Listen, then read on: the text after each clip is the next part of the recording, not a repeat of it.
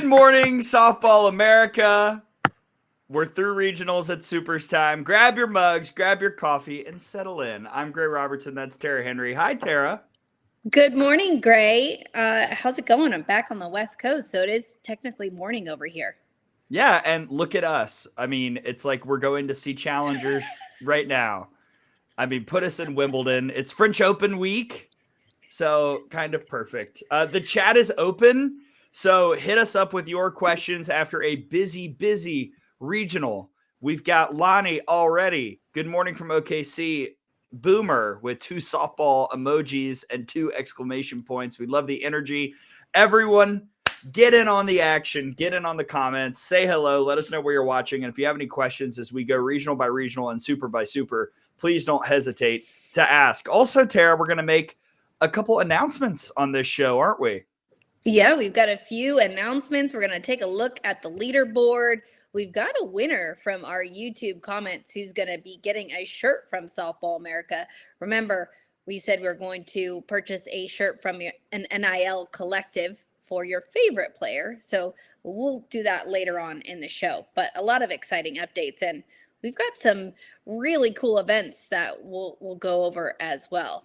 Good morning, Rebecca. Yeah, the comments are coming in. I'll flash Rebecca's. Hello. Hey. Hello. We're here too, and we're pumped and we're excited. Tara, I did not write a rundown for this show because we have one. It's called a bracket. So we're just going to look at each super regional. We'll start at the left side. We'll work our way to the right. We'll touch on each regional a little bit as we go. If anyone has any questions, again, feel free to pop in the chat. Oh, wow. People really are popping in. Virginia, Yeah. Good morning from North Georgia, RTR. Hello, Virginia. Michael, watching from South Dakota. Hey, Michael. Good morning. Nice. Good afternoon. Not good night yet. Sarah, happy Supers week. Yes, the party is here. So, Tara, before we dive into each little matchup, what struck you the most from regionals weekend? I know you, like me and like a lot of people watching, had eyes on as many games as possible. You were out in LA watching the UCLA regional in person, but what do you feel like was the major storyline from the opening weekend of the NCAA tournament?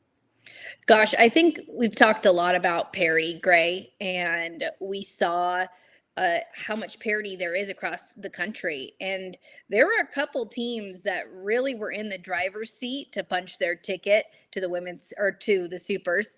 And we saw that it was a potential for these mid-major programs to get in. So that was a surpriser. And I think we talked about this on one of our group texts. I did not see Missouri and Washington playing in an elimination game on Saturday. That was another huge surprise for me. But again, incredible performances across the country and just a lot of players stepping up in clutch moments to punch their ticket to the supers.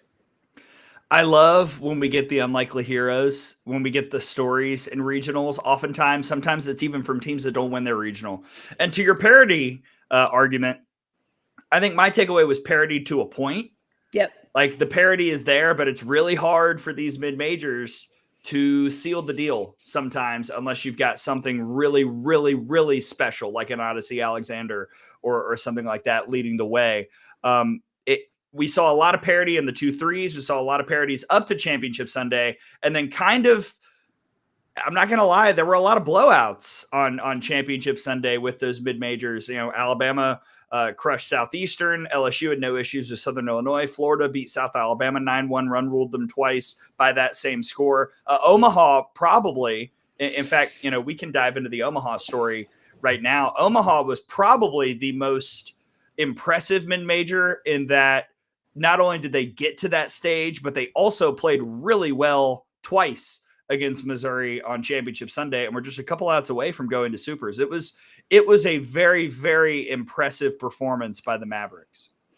Absolutely. And can't say enough about Cameron Meyer. You know, it was funny. I was able to watch Omaha just in Starkville, of all places. They were in a tournament there at Mississippi State. And I thought to myself, this team is really, really good just a year ago, 2 years ago as well. And to see that group come in and really dominate that region and just come up short in that last game. Lauren Krings, what a warrior. I can't say enough about Larissa Anderson and what she's done with that squad this season. A team that, Gray, I know you cover the SEC, but a team that we didn't think was maybe going to finish middle of the pack, right? And for them to be in the finals of the SEC tournament and to come through, just really, really an incredible performance by Mizzou. And Omaha was just right there, like you said, so close. I just think it's really hard when you don't have, one or two or three viable pitchers in the circle and an explosive offense to get through a team that has been through the gauntlet like that. Rennie in the comments, Omaha was so fun to watch, but Krings would not be denied. Yeah, that's true. And man, that was probably the most top to bottom entertaining regional that we got all weekend long. And we'll look at Missouri and the Supers matchup with Duke, but the Columbia regional was really just like A+, start to finish, action on the field, awesome. Absolutely. I mean, gosh, when you take a look at, you talked about some regions that had some blowouts in it, but there were some regions that had some close games, and obviously that was one of them. And that Athens regional was another one too, Gray, because obviously being out here in Los Angeles, went to those games, but was able to catch that Liberty Georgia battle as well. Wow, that was so. We were at an establishment in town. After Alabama had won, we were all watching the end of this game, the if game between Georgia and Liberty, and we were all just jaws on the floor, like, oh my gosh, that happened so fast. I mean, Tom has referenced on the Out of the Box podcast how that felt kind of like what they did against Auburn. Auburn had the lead in the 14th inning, and then boom, 4 pitches later, we look up, it's tied. Like, how did this happen? Well, Liberty's thinking, all right, we're 1 out away from going to Supers. 2 pitches later, it's over. And none of those pitches left the yard. So just Georgia, no matter what the score is or how many outs there are or what inning it is, Georgia is never out of a game. That we know for sure. Oh, I agree with you. And Rennie's was just made a comment in the on YouTube. So if you are on YouTube, make sure you like and subscribe over there. But yes, Krings would not be denied. The Georgia offense would not be denied as well this past weekend. But again, when we talk about parity, Liberty was really in the driver's seat, Gray. And Georgia went in there and just started hitting the ball at a yard. And Liberty came back and scored a handful of runs. And then Georgia just kept scoring more runs, hitting the ball out of the yard. So gosh, what an incredible region. I know we're jumping around here, but I was sticking on that frame of mind of parity. And I think when you look at a mid-major program in Liberty and what Dot Richardson has done there, it's just been really, really fun to watch Liberty. And yeah, this close. What does Dot always say? 5 wins from the Women's College World Series. 5 wins away from the Women's College World Series. And man, they need like one more out, and then they're going to get to Supers, and they'll be 2 games away. 2 wins away from the Women's College World Series. Oof, yeah, but can't say enough about Liberty in that program. And I have a note to do this at the top of the program, but I just want to say congratulations to all the seniors that have ended their career. And I know it's tough right now. I've been in your shoes. It's not fun to not be playing anymore, but I hope that you all can just sit back and realize that you're a huge part of the growth of our game. And will ever be in history of the game of softball. So thank you. And congratulations on incredible careers throughout across the country, Gray. I know we could talk about it. I'm starting to get teary-eyed thinking about it, but I just wanted to say congratulations to those seniors and graduates who have finished their career. Absolutely. Career. And we'll highlight a couple as we go through. Let's go to the bracket. Yep, sorry. And no, you're fine, because you know me, I'm all about the wandering thought. I'm in, and I know the people love it. In fact, Lynn Ann, who's watching from Texas, hello, said TV almost missed the Georgia ending. That's how fast it was. We were just trying to get out of a replay. And Sydney Chambly was like, hold up, I'm just going to end it here. Show this replay. I mean, wow. More on Georgia in a second. Let's start at the top left. We have a super. Oh my gosh. I mean, you can hear the hatred from miles away. It's 1 seed Texas and 16 seed Texas A&M, longtime rivals, back again before they're in the same conference. I will also let everyone know the broadcasting team. I printed that out as well. And no surprise, this is our girl Amanda, Kevin and Amanda back together again. And I know Amanda, I was talking with her this weekend. She's super excited. She figured this would be where she's going. She's very excited about this super, as are we, Tara. I mean, Texas looked incredible in regionals. A&M played really well in regionals. And while Texas is the best team in the country, to my eye, I think A&M can hang with them, maybe. I don't know if they're going to take a game, but I think that these could be a really, really competitive set of softball games. Yeah, I don't think Texas A&M is an easy 16 seed, Gray, for Texas. And I do think it's going to be a dogfight out there. Speaking of Amanda, it's going to be really hot as well. I think the temperature levels in Austin are going to be out of control. But Texas scored 26 runs across their 3 games this past weekend. And obviously, Mac Morgan getting the no-hitter. She's got postseason experience. I think that's really, really important for a pitching staff. Obviously, Estelle Check as well, and Sophia Simpson. And then you add in Lolly Gutierrez and Tegan Cavan. I mean, it's just literally, Gray, an embarrassment of riches in the circle for the Longhorns, and they can get it done on offense. So a tough matchup, and Texas A&M just like scrappy, gritty, gonna just needs every single hard out. It's going to be a hard out for the Aggies, and Trisha Ford, what she's been able to do there, just in it's her second season, Gray, at Texas A&M. And they're already advancing to a super regionals, and Coco Woolley has gotten going there. And again, if you guys had any questions about the regionals, Brady just put up a great one comment on each regional, and it's up on softballamerica.com, so you can head on over there and check it out. But Gray, what are your thoughts on Texas A&M, Texas? Emily Kennedy will have to be special if A&M is going to come out of here. If A&M is going to take a game, Emily Kennedy is going to have to be special. But Tori Vidalis, I referenced, we had her on Out of the Box. Check it out. It's out online right now. She made a really interesting point about the emotion of this rivalry and the youth of Texas. And I think that is a little bit of an X factor to this matchup, because not only is Texas young and, Texas A&M, it's just a little bit different. It's very unique rivalry, but also Texas A&M kind of likes to feed into the spice. I've seen it with my own eyes. They like to play that way. And so it's going to be really interesting to see how Texas keeps their wits about them, because again, that's a very, very young roster that's going to get a lot thrown in their face this weekend. The stage, the rivalry, and I think just the way Texas A&M plays. So I'm going to be curious to see how Texas kind of finds the calm in all of that, or embraces the chaos and thrives on it. We'll see. I mean, there are a lot of ways it could go when you've got a young team. I love your use of the term spicy, because I think that is exactly the term to describe the Aggies. They are super spicy, like almost like the ones that you want in a alley fight, right? Like that's what I'm thinking for Texas A&M. But all in all, I think Texas will get out of there just because of the amount of pitchers they have. They play fairly good defense most of the time. If that defense is on, they're really, really tough to beat. And they just have so many weapons on offense. And Reese Atwood behind the dish, who's up for Player of the Year. Yeah. And by the way, one of the other top 3 finalists is in the next super that we'll talk about as we're going. In fact, all 3 top finalists are on the left side of the bracket. Oh, so fantastic. Funny how that works. It's great. Anything else for Texas A&M or Texas-A&M before we move on? No, that's one that I've got circled. I've got that one circled, and actually, the LA regional, but we'll get to that in a second. And by the way, broadcasting schedule with Kevin and Amanda, Friday at, checking to see all times Eastern, 6 p.m. Eastern on ESPN2, Saturday, 5 p.m. Eastern. All TV for Saturday is TBD. Sunday, also all times and TV designations are TBD.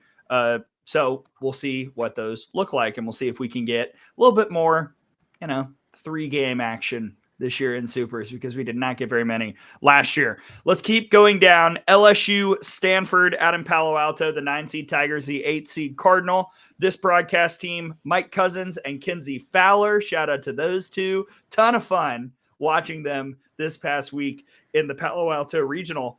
LSU looked real good in Baton Rouge. Stanford looked really good when Nyjah Kennedy was pitching. And when she wasn't, it got dicey. So the pitching plan is going to be everything for this matchup, Tara. Yeah, and shout out to the Cal State Fullerton Titans and Kelly Ford.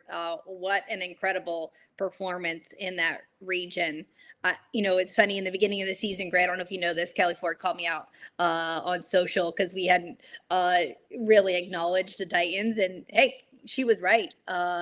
Coach Ford, I just got to give you your flowers, and what an incredible job. But yes, you're right, Gray, in terms of Stanford. Sorry, my light just not working as always. But Stanford, Kennedy in the circle, just a different team when she's in there. Not only because she can punch out, double-digit punch outs almost every game, but I think, Gray, the emotion in the circle when Kennedy is in there, she is like a warrior, and you feel like you're capable of anything when she's in the circle, just because of how she is and her presence and her emotion. So again, this is going to be a really an interesting regional to see if LSU can get into Kennedy and really lift the ball out of the yard. I think it's going to be imperative for those extra base hits because obviously Kennedy keeps the ball up in the zone. But then when you take a look at Berzon, yeah, I love this comment. Russ Kroc. Matchup between Sydney Berzon and Nyjah Kennedy will be fired. Keep going, Tara. I'm sorry. Yeah, no, he was rolling right into what I was going to say.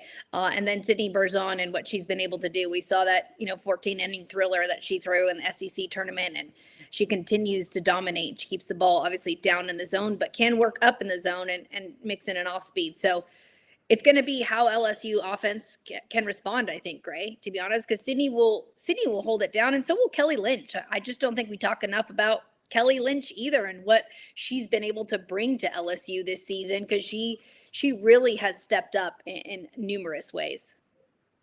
The path of this super to me is so different for both teams. If LSU loses game one, I don't think they're out of it, because then they'll see Kennedy again and maybe a third time. Honestly, I mean, who knows? I don't know what Stanford does after that.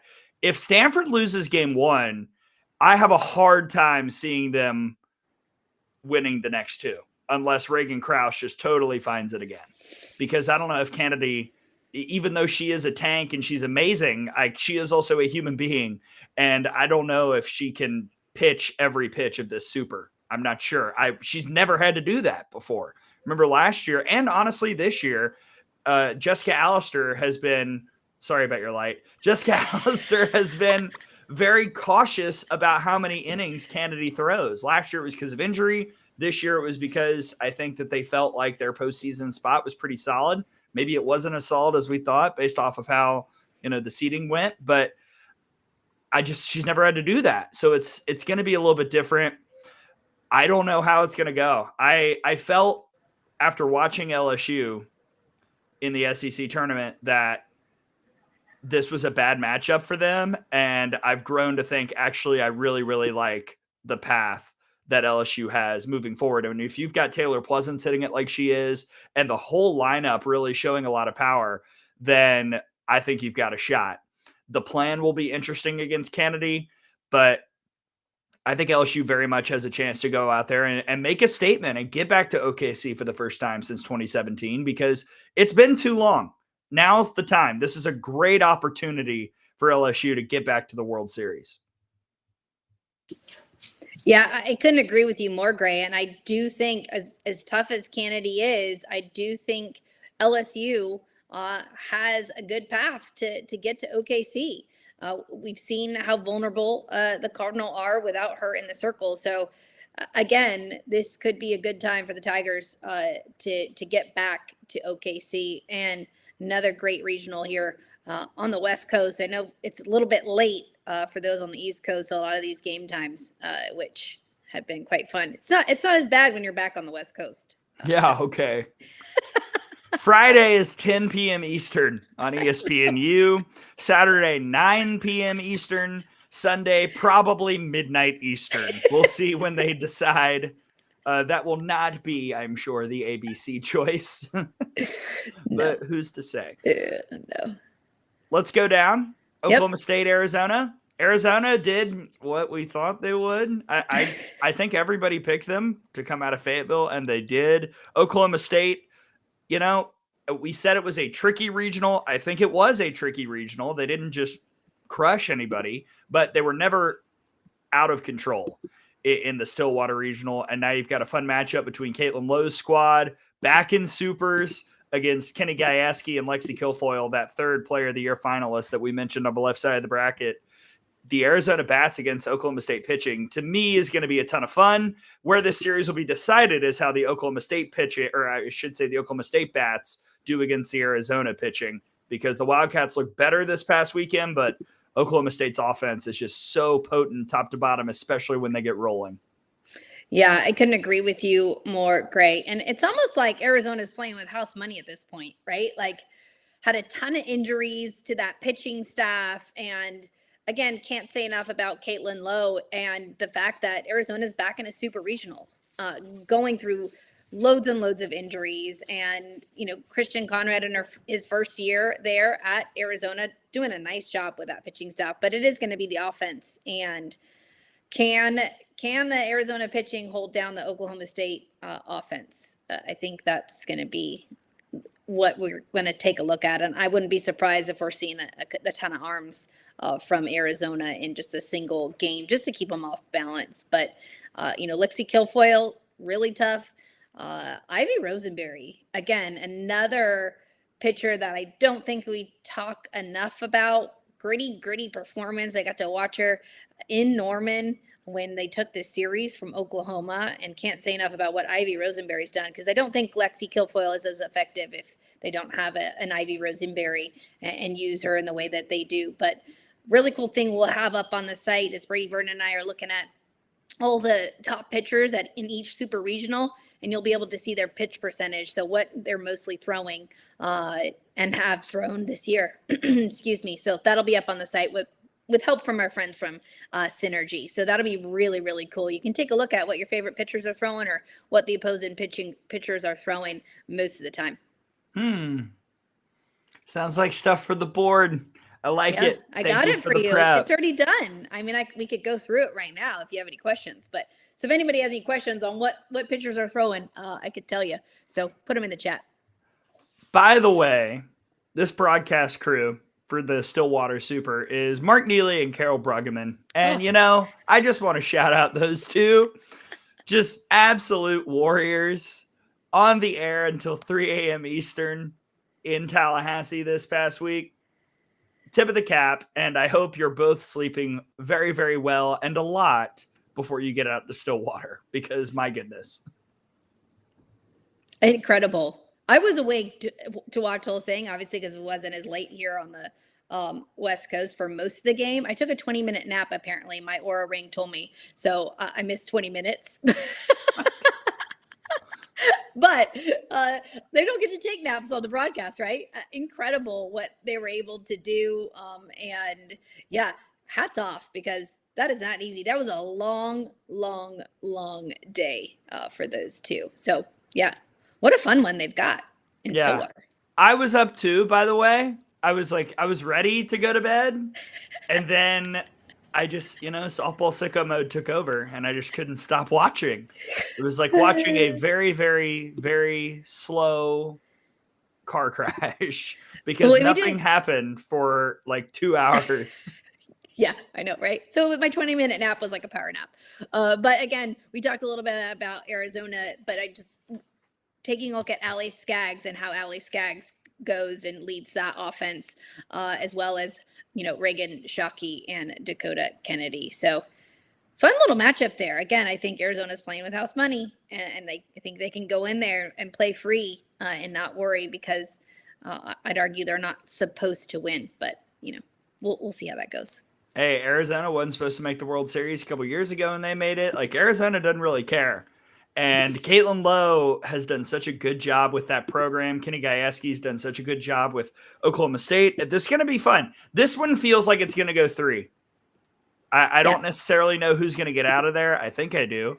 But it feels like it's going to go 3. Yeah. I mean, I think it'll go 3, but I think the Cowgirls will get out of that regional. Playing at home in Stillwater, I just think it's a different atmosphere, and it's going to get wild out there in the corral and left field. It's really fun to watch a game from out there, Gray. You got to do it because it's wild out there. It's fun. Down. In. Invite me, Oklahoma State. I'll come. With all the time that you have, Gray. With all the time that you have. I notoriously am free on weekends in the spring. Yeah. Maybe if Oklahoma State and Alabama get a little scheduling thing going on, maybe Tom and I can call a game from the corral. That'd be fun. Oh, that's something. That would Tara's like, don't do it. I mean, you could do it. It'd be really fun. You might get hit by a home run or some beer. I don't know. It's one of those, probably. I know one that would hurt more than the other. Let's move on. To the last super on the left side, Florida and Baylor. Baylor is looking like the Baylor that we thought they could be this year. They go through Lafayette. It was, it was kind of a weird Lafayette regional. As I pull up the scores, I just want to make sure that I get it 100% right. Yeah. So Baylor beats Ole Miss 3-1. Lafayette run rules Princeton. Saturday gets unruly. Baylor run rules Louisiana. Princeton beats Ole Miss to eliminate the Rebels, and then it takes 8 innings for Louisiana to beat Princeton. Sunday, Louisiana run rules Baylor 13-0. And then in the if game that became necessary, Baylor gets 2 late runs to win 4-3 over the Cajuns. And I just, I got to say, it was really impressive to see Baylor bounce back the way that they did against Louisiana in Lafayette, in a place that can certainly be pretty tough to play in. And I don't know how much of a shot they have in Gainesville because of how well Florida's playing, but for Baylor to make a super this year after what they've dealt with injury-wise and just such a disappointing start to the year is a pretty big accomplishment. Absolutely. And gosh, Riley Crandall and Binford in the circle for Baylor have been spectacular. And then obviously Binford with a grand slam as well. So we saw this Baylor squad a year ago, obviously knock off Oklahoma.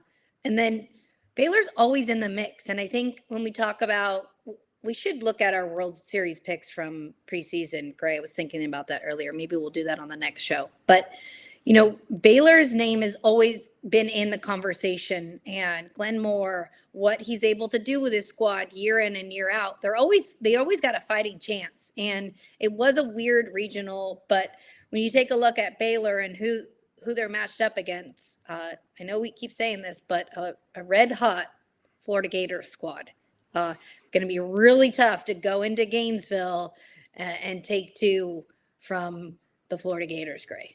Man, Florida, they were like, what's all this Olivia Lackey over the SEC stuff? No. All we need is a lightning delay and we'll be fine. They hit a home run, lightning struck. They came back and then just smoked them. They beat South Alabama twice, 9-1 in run rule fashion. I don't know how you slow this offense down. I don't know. I'm not a smart enough pitching mind or even remotely close to a medium pitching mind to come up with any way to get these people out. And I don't know how you do it. These people? Seriously, it's like all SEC, all SEC, all SEC, all SEC, all SEC. 2 of them players of the year. Like, what do you do? Oh man, I don't know. That got me. Yeah. Yes, great. When you take a look at this offense, it is top to bottom, really, really tough to prepare for. You got Kendra Falvey, obviously, in that leadoff spot.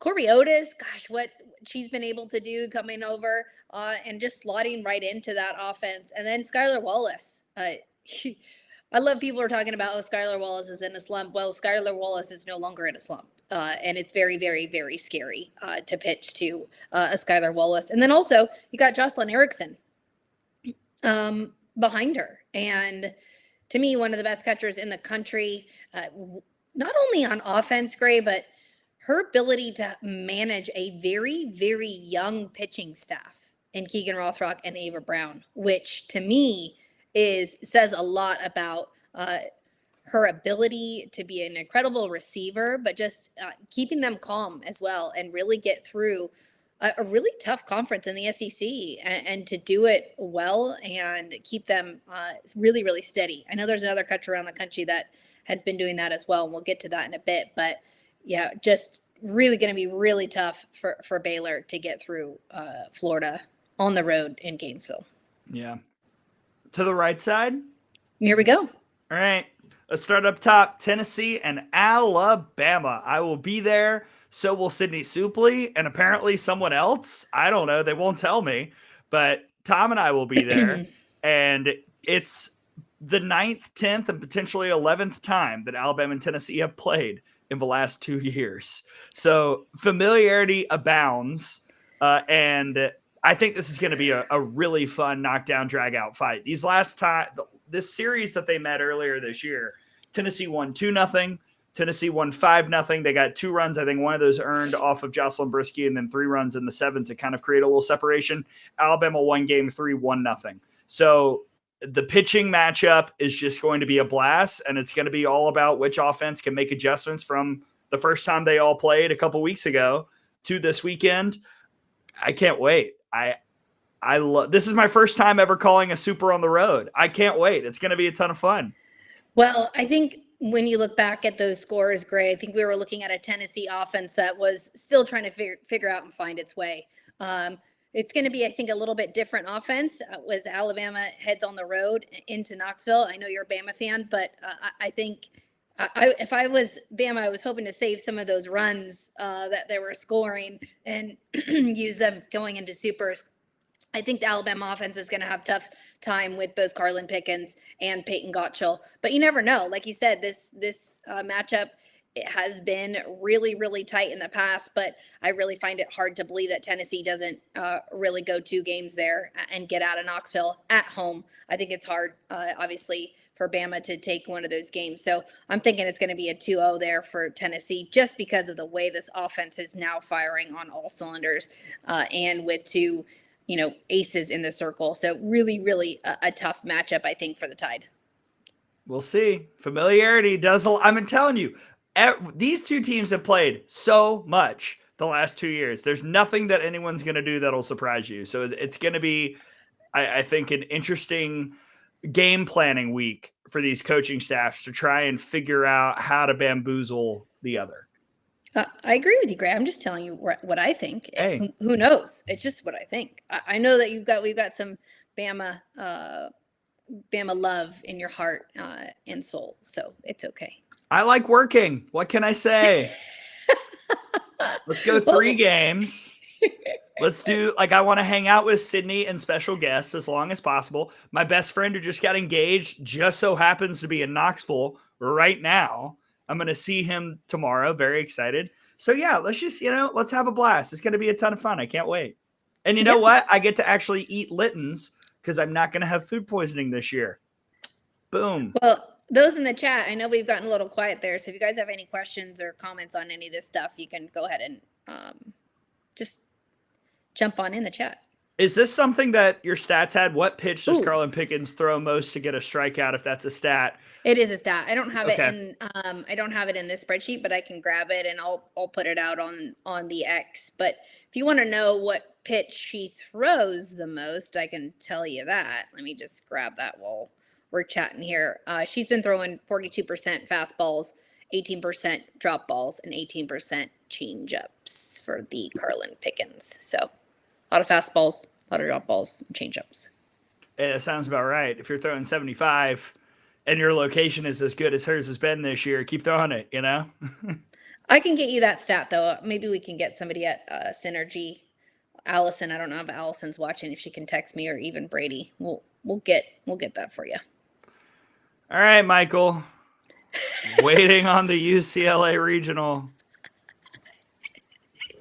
We'll go there now. Thank you for being so patient. Let's get to the UCLA Super Regional and the Los Angeles Regional. So I'm sorry. UCLA You sounded so excited about it, Gray. Well, I mean, I guess this way was waiting to ask questions. I don't know. Fire away in the chat, Michael. UCLA, Georgia, buckle up. Let's go. The ball is going to fly. Bats off the charts. UCLA's playing great. Georgia's never out of it.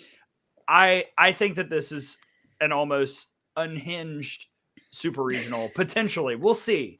But I think this could get totally off the rails crazy.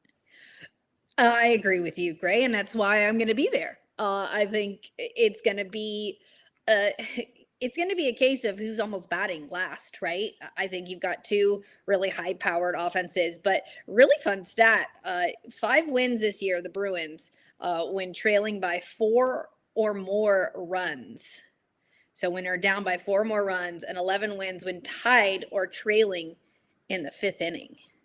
I got to pull that stat for Georgia too and see how many comeback wins they had. It's probably a lot for Georgia too. They were That's doing what I was thinking. They did that every game in Clearwater. So I'm going to pull that stat for Georgia because I think that shows you what we're going to see this weekend. 2 teams that it's never say die, and 2 teams that have the ability to hit the ball out of the yard. And it does fly at Easton. And it is a place where a lot of home runs can hit. And Georgia has gone to, UCLA before, even back in the day. I remember when Georgia had come out to UCLA for a super regional. And just 2 offenses that, again, are never going to stop until there's one swing left. And I think that's a rare thing to have 2 teams that are very similar in that manner. Yeah. And Michael makes a good point. Tinsley against her home state. She's from Georgia. We'll see what which pitching staff can hold up. Is it the Tinsley and KT duo for UCLA, or can Georgia's trio of Kerpix and Brady's in the chat of Kerpix, Backus, and Shelby Walter? Can they find a way to hold down UCLA? And which coach can make changes at the right time will be important too, because when you've got a team that is never say die, that's always come back, can you make the right change at the right moment will be something worth watching for both Kelly I and Tony Baldwin. Yeah, Taylor Tinsley, the only player from Georgia to play at UCLA. And I think that's incredible. And for Georgia to fly out to Los Angeles, again, probably no Tinsley, but I think it's going to be, like you said, all hands on deck, Gray, and how UCLA uses both Caitlin Terry and Taylor Tinsley in the circle against this volatile offense. And the same thing with Georgia. I think it's going to be a high-scoring series. I think it's going to be a lot of back and forth, and it starts on Thursday. It's going to kick us all off. Well, that and the obviously the Norman Regional. So I think it's so Brady's not going to pull that stat, but I'll pull it when we get off of this podcast. Yeah, so I got to backtrack. I fell asleep at the wheel. My bad. Broadcasting teams for the last 3 regionals we've discussed.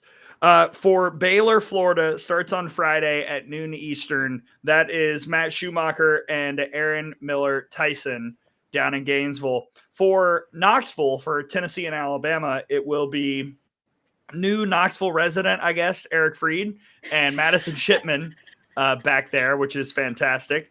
And that will begin Friday at 4 p.m. Eastern time on ESPN2. And Will, I saw your story earlier. I'm going to flash that once I'm done reading this. Georgia, UCLA will have Courtney Lyle and Danielle Laurie. And like you said, that is starting on Thursday at 9:30 p.m. Eastern time. All right, I wanted to flash this because I thought it was funny.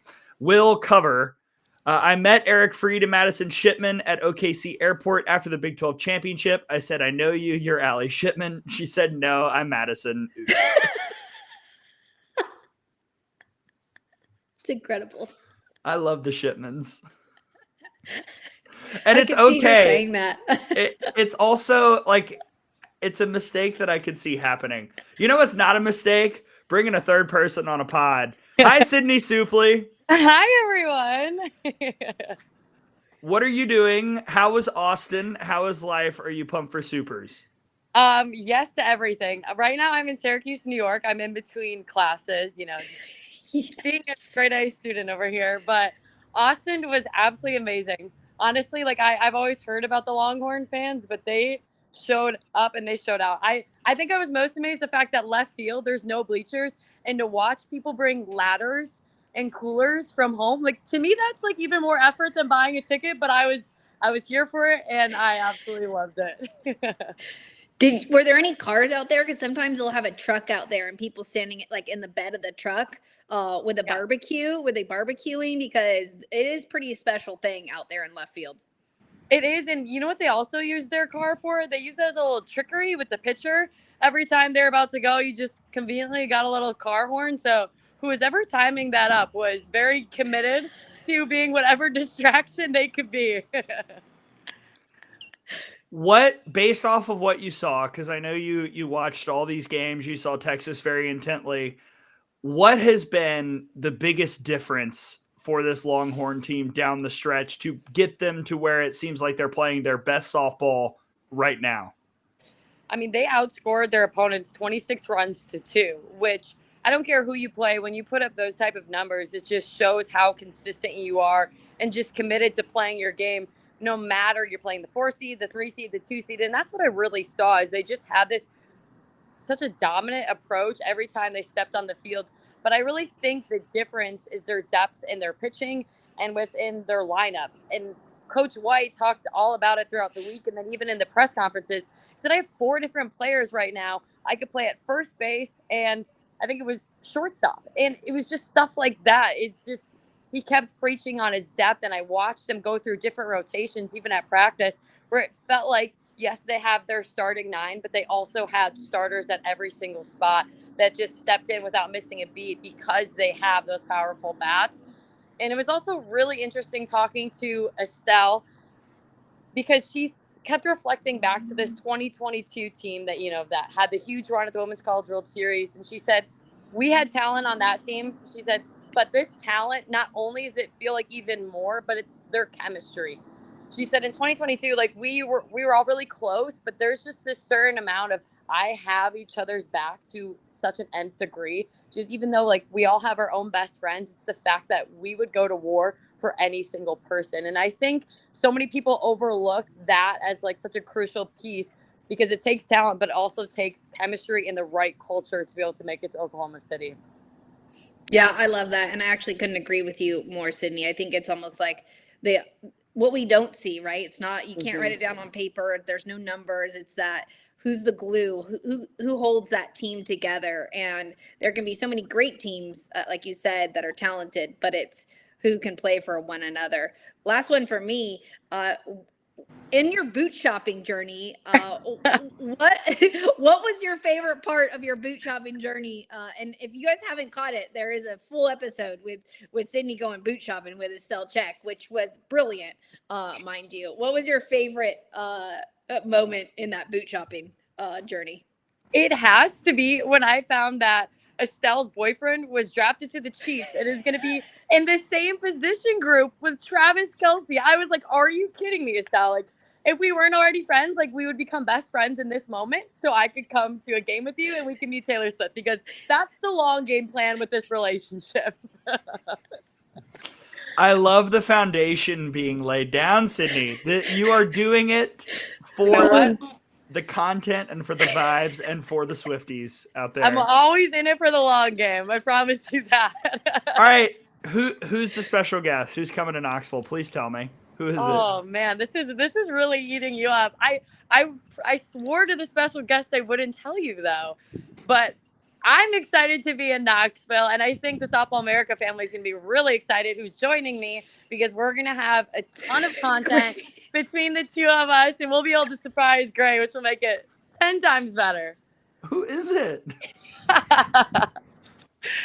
We will see in just a few days.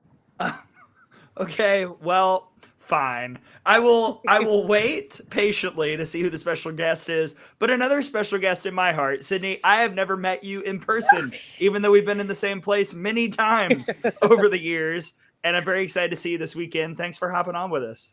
Thank you for having me. I can't wait to see you. Bye, guys. Thanks, Sid. Bye, Sid. Why won't they tell me? What is this? Well, I was sworn to secrecy as well, so. What? You know? Mm-hmm. I do. Who is it? Not going to tell you. All right. Well, I just hope that whoever it is, someone is filming my reaction if it's that insane, because y'all had a chance to get me reacting on camera and you missed it. So, Nick Torina, have they put out the rankings for coaches' spouses yet? Asking for a friend. What's up? I don't know if that's a ranking policy that we should dive into, but Nick, we're gonna put you Nick, high. you're high on that list, if not at the top of that list. But I'll tell you what, we're not underseating you. You're hosting a super. Gotcha. So good. We got your back. How about this, Tara? UCSD needs a new coach. Tara from Michael Brown. Would you like to address these rumors all of a sudden? Oh yeah, no, the coaching carousel. As much as I'd love to do that, I just have a lot of things that I have to do. Unfortunately. Yeah, I love you dearly, Tara. Please don't leave Softball America. We just got here. Yeah. We're gonna have to talk to a few people about that. But you never know. San Diego's a nice place. Love it down there. Okay. Well, I'm just gonna ignore that weird little pivot that you just made, and let's pivot on to the next super regional. You're making me laugh today. Brady, I take bribes at Nick Torina. So yeah. Hey, hit us up. Toasty Cheez-Its. That's all I need. Nick, I don't know if you're coming out to Palo Alto, but gonna have a great time up there. Let me know. Can give you some recommendations up there. Oh yeah, I bet. Lunch at the Saks on campus. Get the bread with the strawberry butter or whatever. Ooh, you're making me hungry. This is so good. Brady, I bribe and crawfish. Okay. All right, let's keep going. Let's go. We got two more. Supers to talk about. Duke and Missouri. We talked about the Columbia Regional craziness in Como. Duke, the craziest thing was the weather. Duke looked great. Duke smashed South Carolina twice. They beat Morgan State. This is going to be a great matchup. It's going to be interesting to see who can dig into the underdog role more, because Duke is coming in saying this should be at our place. No one believes in us. It's time to go to OKC. Missouri's got to be saying everyone's going to pick Duke. Nobody believes in us. It's going to be interesting to see which underdog mentality can prevail. Oh, absolutely. And even Duke, gosh, Jayla Wright, she's been so fun to watch in the circle this season, as well as Cassidy Curd. When you talk about pitching duos across the country, another one that I don't think we talk enough about. And it got a little spicy in that Durham Regional in that last game against South Carolina. Gray, I don't know if you saw it, but the Blue Devils putting up a load of runs late in that win over South Carolina. They were just refusing to get out. I want to say it was almost like a 35-minute inning. I was covering that game, and I was just thinking, Duke is refusing to get out right now, and really, really putting in some insurance runs. So really gritty Duke team, a team that's out for blood, Gray, I think, in really, we thought would be a Supers host. And I think there's a little bit of a chip on their shoulder at the moment, and that's kind of scary, well, knowing that squad and Marissa Young and how she prepares her team. So, yeah, another – I'm not sure about this one, Gray, to be honest with you. This is one I couldn't give you which way it's going to go. I think this we'll know after we see that first game. But one, I don't really know how it's going to go. Yeah, I don't know either. And everything you just said about Marissa Young is totally true about Larissa Anderson too. I mean, she does such a great job of motivating her team in that way. I've seen it. And the problem, if we look at actual on field, Missouri offensively just really, really struggled to pass the baton in the Columbia Regional, and the pitching that they're going to see from Duke is better than than any staff that they saw this past weekend. Cameron Meyer was incredible, but the Curd-Wright duo, that's just going to be really, really tough. I mean, the ball's going to wiggle in ways that softballs shouldn't as it's coming into the box. So it's going to be interesting. Krings is going to also make it a tough task for the Duke bats. So I'm going to stop talking because Fang is here. Fang Nye says, hi, Tara, Gray, and Brady. Hi, Fang. Hey, hi, Fang. Can't wait to see you in Oklahoma City. Speaking of that. Is that the special guest? Fang, are you coming to Knoxville? Oh, man, that'd be awesome. Oh, I'm sure he's probably going to. I think he's probably going to be in Norman. Yeah, that makes sense. His work is literally like 3 blocks away. Look, he's got to take care of the weather. You know, he's got to plan the weather. Speaking of Oklahoma City, we're having an event with Oakley. So if you haven't signed up, come join us on Friday. So it's the Friday game, winners bracket games. We're 2 games in the evening. So in the morning, we're going to have a pregame tailgate at Oakley at Penn Square Mall.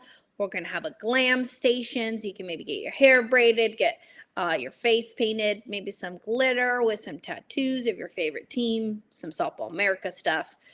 Show up. We've got some cool gear, Softball America gear that's ordered that will be there. And come hang out at Oakley. We'll have a DJ, refreshments. It's going to be pretty fun, if you ask me. So and when is this again, Tara? Friday, the Friday of the World Series. So that is May, I'm looking it up, 31st. Friday, May 31st. And who from Softball America will be there? I will. Gray will.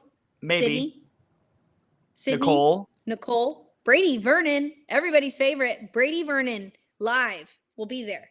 He's Real Brady. Real Brady. And maybe a few special guests as well. You know, it's going to be really fun, the World Series, because I'm going to meet a ton of people I've never met except on Zooms and in group texts. I've seen Tara like 3 times in person this year, which is a career high. Also, I have to say, the broadcast team, I did not announce that either for Missouri Duke. Pam Ward and Jenny Dalton Hill just following Duke around this year. They're off to Columbia to check out that one. So it should be a fun time. That all gets started 2:00 Eastern time on Friday, Saturday, 1:00, May 25th, and Sunday TBD. All right. Before we get to the final super, I see that the winner of a contest, Tara, is in the chat. So is it time to announce something? Yeah. Well, first, before we announce the winner, because they are in the chat, I see them now. The link for the event at Oakley Penn Square Softball America link is in YouTube, the YouTube channel. So if you're not on YouTube, head on over there and you can click on that link. It's obviously available on the site and on our social, but head on over there and RSVP to the event because there is a limited number for that event. But yes, let's announce our winner, Gray. Drum roll. All right. Well, you've got the graphic, I think. But you texted it to me. I texted it to you. I'll pull it up and read it. So we did a random drawing of all the subscribers, and the prize is what, Tara? A T-shirt from your favorite NIL collective, or so your favorite player, you get their T-shirt, right? So it was like whatever team is your favorite across the country. I was going to use my own name, but then I thought that was weird. So like Tara Henry, number 7, you could get that jersey. So the person whose comment I'm about to show on screen has won. The problem is I can't find it. I don't know what happened. Oh, here it is. You want me to? Okay, I got it. Drum roll, please. The winner is Andrew Petty. What up? I love his comment too. It is underrated. This is the comment that we show. Andrew Petty, you did it. You win. So Tara, tell Andrew what he needs to do. Yeah, so Andrew, please email us at hello@softballamerica.com and we will make sure that we get you your favorite player T-shirt from their NIL collective or their local school, and we'll send you something in the mail. So I know we wanted to raffle off, and we're going to probably do some more stuff like that because I think it's kind of fun. This guy. Mystic Dan has an NIL collective. That's Tara. That's the horse that won the Kentucky Derby. So thank you for that. I was thinking you knew I didn't know what that was. All right, Andrew. Congrats. Congrats, Andrew. Way to go. All right, we've got one more super to cover. Everyone's here like, why are you waiting to get to Norman? Let's talk about Florida State, Oklahoma, a rematch of last year's Champ Series in Super Regionals. This is Beth Mowens, Michelle Smith, and Jessica Mendoza. Thursday, 7 o'clock Eastern, Friday, 8 o'clock Eastern, Saturday, TBD. Man, so Florida State, they get through Tallahassee, but like their whole pitching staff is hurt. Oklahoma got pushed a little bit by Oregon. I think even more so than I thought they would be. Florida State's offense kind of came alive near the end of the regional. I think this is going to be a ton of fun. I feel like Oklahoma is going to win it, but knowing Florida State, they're not going to go down without a fight. No, and again, we talk about the Sooners. Obviously, we talk about the offense, and we're talking about Kelly Maxwell, but we also have to talk about Nicole May. And I think, Gray, we could pull postseason conversations between you and I every year, and I think we always talk about how icy Nicole May is, and maybe had some struggles in the regular season, but postseason Nicole May is a Nicole May that I personally don't want to face. So I think it's good for the Sooners to have May throwing in the way that she is, obviously with Carly Keeney and Kelly Maxwell, but that offense and Tiari Jennings and then the freshmen and Parker and Pickering just continue to step up. Again, another lineup up and down that's really, really hard to prepare for.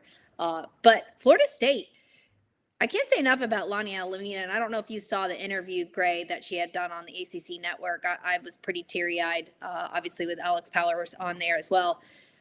I think this year has meant a lot to her, and a year that she's really had to roll her sleeves up and, bring the Seminole squad from, a lot of scrutiny in the beginning. And I don't know if it's even rightly so. And looking back at some numbers, Gray, I think a ton of scrutiny at the beginning of the season for that squad to turn around and do what they're doing. Again, they know how to manufacture runs. They are really well coached and have a pitching staff and style that is really, really unique. So could be an interesting one in the circle to see how many pitchers she actually uses. But a fun one. What a rematch. Shame they won't both be able to go to the Women's College World Series, but what a fun supers. Well, here's the problem. Florida State is not only playing Oklahoma, they're playing history, because I bring back the trend. I'm always wondering if you're making it up. Every other year, Florida State goes to the World Series. Since I tried to look it up. I believe it's 2013. Every other year since 2013, Florida State has been to the World Series. They went last year. The math says they would not go this year. That was one of my preseason predictions, was that Florida State would not make it to the World Series. It's like there's a lot that they're going to have to battle. And I know people are going to say, well, hey, history is history and it repeats itself often. There's a reason that a trend is a trend. And Florida State's going to have to do a lot to get out of Norman. They're going to have to play their best softball of the year. And Ashton Danley is going to have to carry the load. If Royalty is hurt and isn't able to go much at all, we still don't know, but I have a hard time believing McKenna Reed is going to make her return against Oklahoma in a super regional. Ashton Danley is going to have to do the bulk of the work, and she's got to be absolutely 100% at her best, no questions asked. Yeah, absolutely. And Danley, carrying that load, it's going to be tough, like you said, but she does throw honestly great. If you're sitting behind the dish and watching her throw, it's like wiffle ball type of stuff. Like it moves. Her ball dances, it moves. But again, I think going up against an Oklahoma Sooner squad that is so good at not only their plan, but adjusting within a game and within an at bat. So that is what makes that lineup so elite, is their ability to buy into a plan, to adjust not only through an at bat, but throughout the game. So yeah, a tough tough draw, obviously, for FSU, but I think that's going to be a fun one. Another fun one where, well, I wouldn't be surprised if they get a game, but the Sooners are going to get out of that. Yeah. All right, we have hit an hour. Were there any other announcements? I think we have to tell everybody who's winning the bracket contest, right? Yeah. Yes. All right, here's the leaderboard.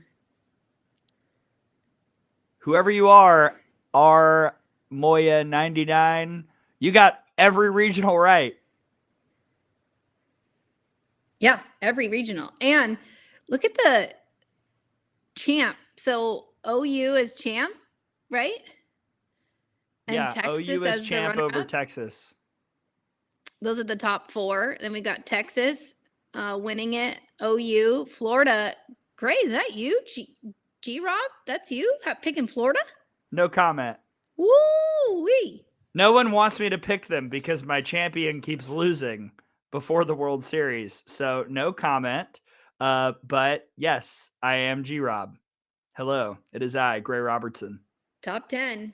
You know, win a trip out to Athletes Unlimited. Don't forget, the winner gets a trip out to Rosemont, Illinois. Really fun. Am I eligible to win? Probably not. Okay. Maybe I'll just go. Yeah. Yeah, probably not. But maybe. Hit me up, Sam Fisher. Yeah, you got to go see Sam. Fang, I went crazy and picked 5 seeded teams to lose. Buddy, no. Happens to the best of us, Fang. That's what I normally do. This year I was a little bit more conservative in my bracket challenge. Yeah, those are the announcements. We got through them. And if anybody else has any comments or questions, you can let us know. But I think we can wrap it up here, Gray. Yeah, I'm good. And Tara, so are you. You're amazing. And thank you for hopping on with us. Thanks to Sydney Supley for popping in. She was like, I can come on. And I sent her the link while we were on the show. And then here she was. And thank you to everybody who joined us in the comments. Congrats to our contest winner, Andrew, and to the person who somehow got all 16 regionals correct. More power to you, sir or madam. Tara, one last nugget, one thing you're really excited about this week in Super Regionals before we wrap up. I'll give you 2 last things. Brady did give us the strikeout numbers. So Pickens is striking out 30% of the time on fastball, 28% of the time on a drop ball, and 26% of the time on changeup. So pretty even across those 3 pitches. So we're looking at those 3. What am I most excited about? Honestly, just being able to see some live softball here at Easton Stadium. It's been a while since I've been back on the West Coast. I had a great time last weekend. And I think that's going to be a really great matchup between Georgia and UCLA. And I'm also excited to see what next star emerges. Is it somebody that we know? Is it a superstar that we always talk about? Or is it somebody that we don't necessarily talk about? Who's going to be the one that clutches up in this super regional to punch their ticket to the Women's College World Series? Because I think sometimes we have these unexpected heroes, and that's what I'm most excited to see. Who steps up in a big way for their team? We'll find out. I want to know who the special guest is in Knoxville, and I have to wait, apparently.